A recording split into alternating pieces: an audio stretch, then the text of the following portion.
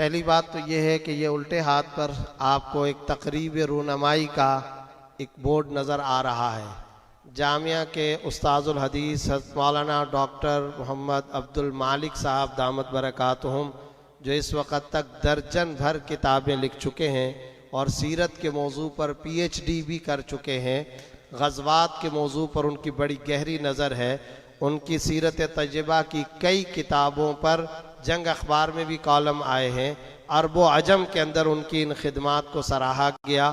اور یہ جو کتاب آپ کے سامنے آئی ہے اطلس الغزوات، اس کا معاملہ یہ ہے کہ یہ آپ صلی اللہ علیہ وسلم کے مغازی یعنی جہاد اور فتوحات اور جن جن مقامات پر یہ جہاد کا سلسلہ ہوا تھا ان کے بار کوڈ اور گوگل کے نقشوں کے اعتبار سے انہوں نے کتاب تیار کی ہے۔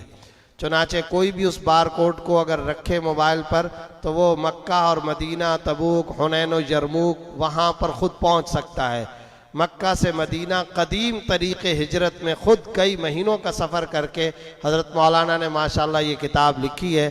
میں جامعہ کی طرف سے انہیں بہت زیادہ دل کی گہرائیوں سے مبارکباد پیش کرتا ہوں۔ عوام و خواص کے لیے غیر معمولی سیرت طیبہ کا اہم ترین ذخیرہ ہے۔